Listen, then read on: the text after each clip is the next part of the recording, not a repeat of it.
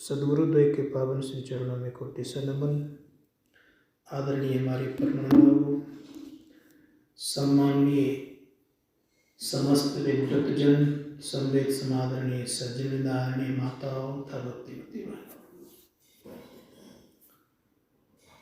अभी हम लोगों ने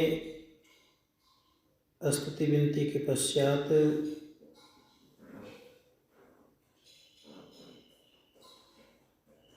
संतमत के सर्वश्रेष्ठ ग्रंथ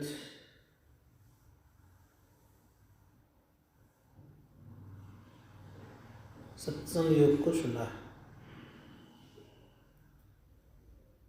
सत्संग योग में हम लोगों ने ये सुना, ब्रह्मोपनिषद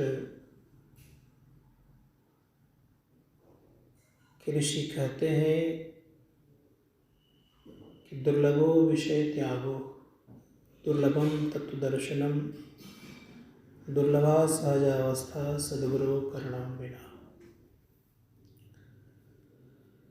कहा गया कि विषय त्याग दुर्लभ है, तत्व दर्शन भी दुर्लभ है और सहजावस्था भी दुर्लभ है। सद्गुरु के बिना ये सारे चीज दुर्लभ है। इसलिए सद्गुरु तो जीवन में चाहिए। सद्गुरु की कृपा अगर हो जाए तो सब आसान हो जाएगा। इसीलिए शास्त्रकार कहते हैं कि जीवन में सद्गुरु होना चाहिए। सद्गुरु हमें ज्ञान के साथ साथ मार्गदर्शन का भी काम करते हैं, मार्ग भी दिखाते रहते हैं। इसलिए सद्गुरु के समान संसार में दाता भी कोई नहीं होते।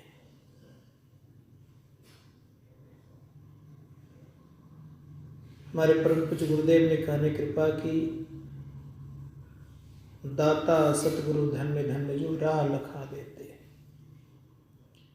राह को दिखाने वाले संत सद्गुरु ही होते हैं।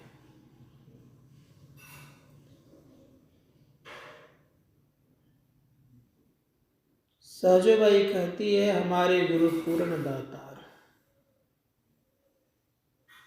कोई भी दाता होते तो पूर्ण दातार नहीं होते, लेकिन परम पूज्य गुरुदेव जो होते हैं पूर्ण दातार होते हैं। कभी नहीं चाहते हैं गुरु कि शिष्य हमसे कमजोर रहे, वो भी चाहते हैं कि शिष्य पूरा पूरा हो जाए। अर्थात शिष्य तो गुण उनमें ना रह करके खुद गुरु बन जाए। यही अंतर है। पारस में एक स्वभाव है, वो सोना बना देता है, लेकिन गुरु का स्वभाव यह है कि स्वयं वो गुरु बना देता है। जहाँ से तत्व आए वहाँ पहुँचाने का काम करता है। इसीलिए संत महात्मा गण कहते हैं, इस संसार में 7 प्रकार के गुरु हैं। कबीर साहब ने कहा, प्रथम गुरु जो माता पिता, जो रज विरज की दाता। दूसर गुरु मन की धाई, गिरहवास की बंद छुड़ाई। तीसर गुरु जिन धरिया नामा, ले ले गाम पुकारे ठामा। चौथा गुरु जिन शिक्षा दिन्ना, जग व्यवहार सदै को चिन्हा। पंचम गुरु जिन वैष्णव की ना, राम नाम का सुमरन देना। छठा गुरु भरमगढ़ तोड़ा, दुविधा मिट एक से जोड़ा। सातम गुरु सत्संग लखाया, जहाँ का तत्व तहाँ पहुँचाया। 7 गुरु संसार में, चेला सब संसार। सतगुरु सोई जो भवजल उतारे पार। इस संसार सागर से जो पार उतारने का काम करते हैं वे सतगुरु होते हैं। इसीलिए भगवान बुद्ध कहते कि मैं मार्गदर्शक हूँ, मार्ग को दिखाता हूँ। स्वर्ग नरक का भय इन्होंने नहीं दिखाया लोगों को। इतना जरूर कहा कि तुम अपना दीप स्वयं बनो। जब तक हम अपना दीप स्वयं नहीं बनेंगे, तब तक हम आप सही सलामत अपने अंदर प्रकाश को उदय नहीं कर सकते। तो हम लोगों को ज्ञान देने वाले संत सदगुरु होते हैं। इसलिए सदगुरु का जीवन में ज़्यादा से ज़्यादा महत्व होना चाहिए। चरणदास जी महाराज कहते हैं, पिता से माता 100 गुना, सुत को राखे प्यार, मन से तीसे बन करे तन से और डांटा रुगार। माता से हरि 100 गुना, जिनते 100 गुरुदेव, अब प्यार करे अगुन हरे चरणदास सुखदेव। इसीलिए सदगुरु की महिमा अनंत है। क्योंकि सदगुरु की महिमा अनंत अनंत महिमा है। अनंत दिखावनिहार, अनंत दिखा भी सकते हैं। लोचन अनंत उभारिया, वो अनंत लोचन को भी उभार सकते हैं, दिखा सकते हैं। इसलिए गुरु नानक जी महाराज ने कहा, जय शिव चंदा उगवहीं, तारा चढ़ई 1000, एते चानन होएदा, गुरु बिन घोर अंधार। संसार में गुरु के बिना जीवन ये अंधार हो जाता, अंधियाला कहलाता है। इसीलिए गोस्वामी जी महाराज ने भी कहा, बंदो गुरुपद कंज, कृपा सिंधु न रूप हरि, महामोह तम कुंज, जासु बचन रवि कर निकर। संत कहते हैं कि जो गुरु होते हैं वे नर के रूप में हरि होते हैं। इसीलिए हम लोग को ये ख्याल करना चाहिए कि गुरु को सिर पर रखना चाहिए। जो कोई गुरु को सिर पर रखते हैं, उनके आज्ञानुसार चलते हैं, तो निश्चित याद रखिएगा, संतों ने कहा है, गुरु को सिर पर रखिए, चलिए आज्ञा माँ, कह कबीरता दास को, 3 लोक भय ना। वो 3 लोक में डर नहीं होता है। गुरु नहीं रहने पर जीवन बड़ा नश्वरता प्रतीक होता है। इसीलिए आकाश मार्ग से उड़ने वाले, स्वशरीर स्वर्ग जाने वाले सुखदेव जी जब स्वर्ग के दरवाजे पर पहुंचे तो स्वर्ग का दरवाजा बंद हो गया। पूछा कि आप मेरे लिए स्वर्ग दरवाजा क्यों बंद कर दिए हैं? तो कहा गया कि आपके जीवन में गुरु नहीं है, इसीलिए। गुरु नहीं है इसीलिए स्वर्ग का दरवाजा भी बंद है। तो विचार करके सोच सकते हैं कि कितना महत्व गुरु का जीवन में होता है। फिर वहाँ से आए, महर्षि व्यास से कहते हैं, अपने पिता से कहते हैं कि पिताजी मुझे गुरु धारण करना है। अब पिताजी भी ऐसे कि भेज दिए जनक जी के पास। बृहदारण्यक उपनिषद में लिखा है कि 21 दिन तक मेन द्वार पर खड़े रहे, भूखे और प्यासे। जनक जी के यहाँ दरवाजे पर 21 दिन तक भूखे और प्यासे पड़े रहे। और 21वां दिन धर्मान को कहते हैं कि इनको भोजन कराओ। ऐसी जगह भोजन कराना जहाँ की छत और तलवार लटकी हुई हो। इसको कहते हैं दरबान को कहते हैं। तो क्या किया गया, एक पतला सा धागा में तलवार लटका दिया भारी भरकम, और भोजन उसी जगह परोस दिया गया। जैसे एक ग्रास मिला करके लेने वाले ही थे, दरबान का तो ऊपर देखिए मुनि जी। अब ऊपर जो में देखा तो पतले धागा में तलवार लटक रहा है, कब गिरेगा कोई ठिकाना नहीं। इसी हेतु इतना जल्दी से खाए कि स्वाद का पता नहीं चला। फिर सुखदेव जी का परीक्षा लिया गया, का जनकपुर देखना चाहते हैं? जनकपुर एक बार देख करके आ जाइए। पूरे कटोरे में तेल लबालब भर दिए, अब 2 सिपाही को लगा दिए, का कहीं एक बूंद अगर तेल गिर जाए तो सर धड़ से अलग कर देना। पूरा जनकपुर घूम करके आया, लेकिन एक बूंद तेल कहीं गिरा नहीं, न पूरा जनकपुर देख पाया। सुखदेव मुनि से पूछते हैं, जनकपुर आपने देख लिया? कहा कि नहीं। घूम लिया? कहा हाँ घूम तो लिया, देखा नहीं। कहा क्यों? कहा मेरा ख्याल केवल तेल पर था और कहीं नहीं था। उसी प्रकार से सोचिए, इतना परीक्षा देने के बावजूद तब सुखदेव जी को दीक्षा शिक्षा दी गई।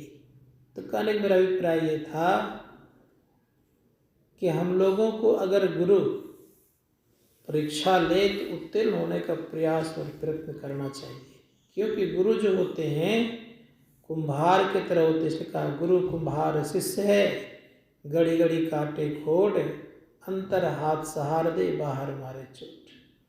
ये करते क्या हैं? जैसे कुंभकार देखे होंगे कि एक छोटा सा कंकड़ भी अगर मिट्टी में रह जाता तो उसको निकाल करके फेंक देते हैं, फिर से पिटाई करते हैं कि ताकि कहीं किसी प्रकार का बर्तन में कोई छेद ना रहे, बर्तन कहीं फटा नहीं रहे। और तब उसको बाजार में जब बेचते हैं तब उसका मूल्य आता है। ठीक उसी प्रकार से हम लोग को संसार के बाजार में चलना है, संसार में रहना है, तो गुरु के ओट के सहारे रह करके चलेंगे तो यहाँ भी ठीक ठाक रहेंगे, और यहाँ के बाद जहाँ जाना है वहाँ भी ठीक ठाक रहेंगे। इसीलिए हम लोगों को पूरा पूरा भरोसा और विश्वास गुरु पर होना चाहिए। जो गुरु पर पूरा पूरा भरोसा और विश्वास रखते हैं उनका यह लोक और परलोक दोनों सुख में होता है। इसीलिए गुरु की महिमा के संबंध में संत महात्मा गण कहते हैं कि अपार है। लेकिन गुरु हमें देते अनमोल चीज, गुरु हमें खजाना की चाबी थमा देते हैं। गुरु के संबंध में कुछ भी अगर कहा जाए तो थोड़ा ही होगा। इसीलिए संत कबीर साहब ने कहा, धरती सब कागज करो, लेखनी सब बन राय, सात समुद्र की मसी करो, गुरु गुण दिखाना जाए। गुरु की महिमा को कोई गाकर समाप्त नहीं कर सकता।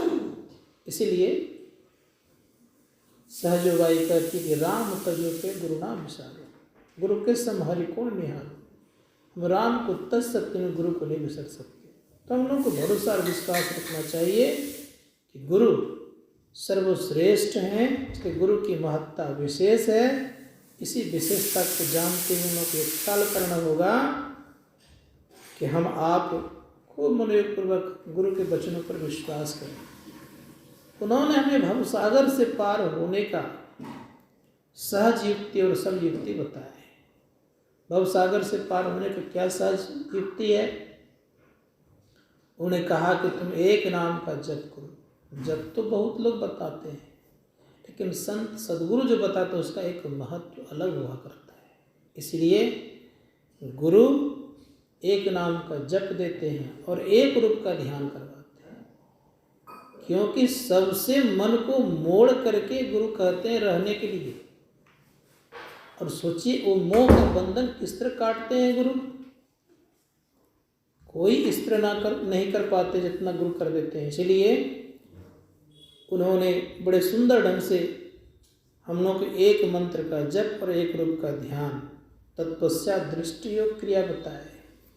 दृष्टि योग क्रिया बताने से क्या होता है कि जब दृष्टि टिकती है तो अंधकार में से निकल कर प्रकाश में जाते हैं। अब प्रकाश में जब जाते हैं तो हमारा अस्थूल देह छूट जाता है। ये जीते जी मरने की कला भी संत सदगुरु ही बताते हैं। स्थूल देह तभी छूटेगी जब दिव्य दृष्टि होगी। जी, तो हम लोग ये ख्याल करना चाहिए कि अस्थूल देह से पार जब कर जाते हैं हम, तो सूक्ष्म असूक्ष्म से पार करने के कारण ये सारी युक्तियाँ गुरुदेव बताते हैं कि इस तरह से करोगे तुम आगे बढ़ जाओगे। उसके बाद शब्द की साधना भी लगा देते हैं।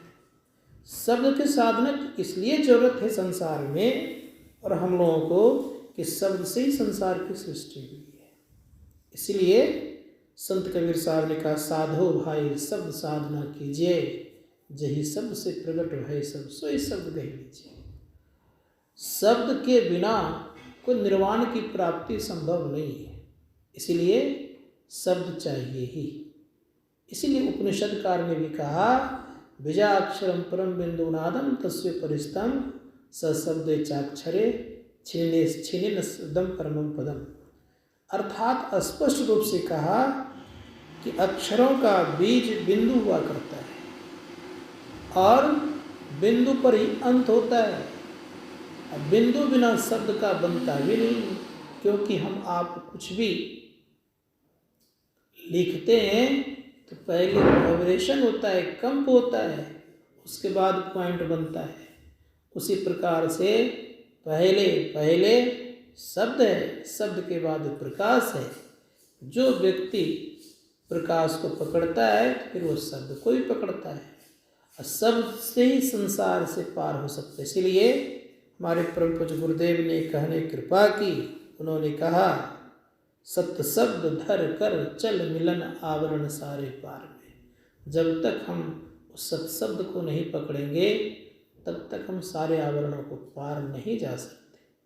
बहुत सारे विद्वान लोग अभी भी हैं, लेकिन आवरण के संबंध में अगर पूछिएगा तो उनको ये पता नहीं कि आवरण क्या है। ऐसे ऐसे महान सब विद्वान हैं संसार में, लेकिन त्रय आवरण के संबंध में सबको नहीं जानते। गोस्वामी जी महाराज भी एक आवरण का नाम लेकर के छोड़ दिए। उन्होंने कहा ते सठ हठ वस संशय करई, निज अज्ञान राम पर धरई, काम क्रोध मद लोभ रत, गृहा असक्त दुख रूप, ते किमि रघुपति ही मूड पड़े तम कूप। तम के कूप में पड़े हुए हैं, इतना कहकर उन्होंने छोड़ दिया। लेकिन पहले कहा हृदय जबिन का बहुविधि लागी। हृदय के ऊपर बहुत प्रकार के पर्दे लगे हुए हैं, लेकिन नाम केवल एक पर्दे का लिया।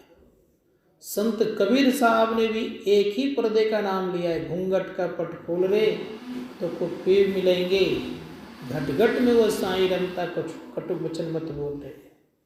लेकिन परम पूज्य गुरुदेव ने इतना सुंदर खुलासा किया, इन्होंने कहा घट पट तिहु के पार में साईं बसे ही अंतरे। का घट के ऊपर जो 3 पट है, इसके पार चले जाओगे तो तुम्हारे अंदर में परमपिता परमात्मा मिल जाएंगे, साक्षात्कार हो जाएगा।